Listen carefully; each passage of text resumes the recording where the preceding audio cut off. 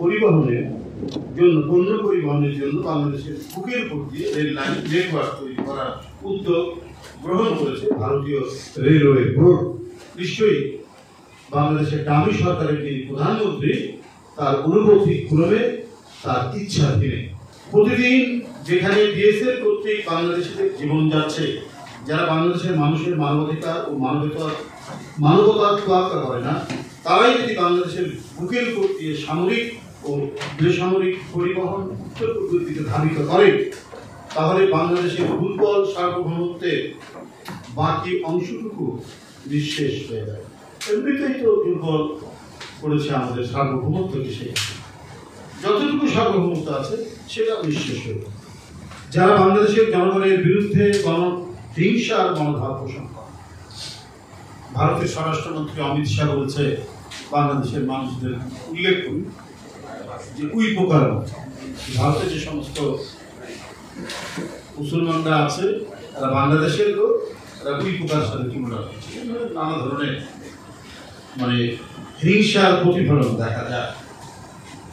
তো যেখানে এই যে গণহিংসা বাংলাদেশের মানুষদের প্রতি, সেইখানে তারাই যদি আমাদের বুকের উপর দিয়ে, অর্থাৎ যে শিলিগুড়ি করিডোর বা যেকে চিকেন লেক বলে, সেখান থেকে তাদের ভূ রাজনৈতিক কৌশলগত বিভিন্ন সমস্যা আছে। দিক দিয়ে যে ট্রেন যায়, যে পরিবহন যায়, এটাকে সহজতর করা এবং রুটটাকে সংক্ষিপ্ত করার জন্য তারা এখন বাংলাদেশের একেবারে বুকের উপর দিয়ে রেলওয়ে নেটওয়ার্ক গড়ে তুলছে।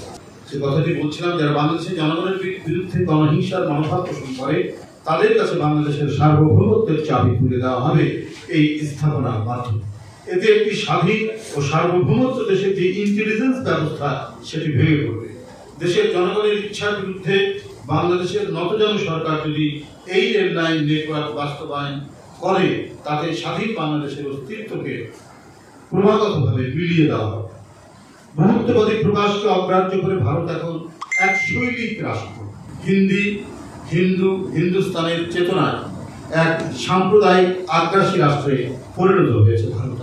অথচ সংবিধানে কিন্তু ধর্মনিরপেক্ষ রাষ্ট্র হিসেবে সেখানে এই কথাটি সন্নিবেশিত আছে এবং একটি সেকুলার রাষ্ট্র হিসেবে পৃথিবীর সমস্ত সেকুলার মানুষের একসময় তারা এখন একেবারেই একটি সাম্প্রদায়িক রাষ্ট্রে পরিণত হয়েছে।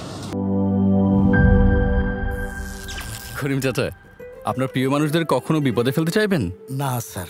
তাহলে আমাদের বিপদে রাখা কি ঠিক হচ্ছে? এজন্যই বিজলি কেবলস সবচেয়ে ভালো ও নিরাপদ। ফ্লেম রিটার্ডেন্ট পিভিসি দিয়ে তৈরি বিজলি কেবলস, নিরাপদ আজীবন।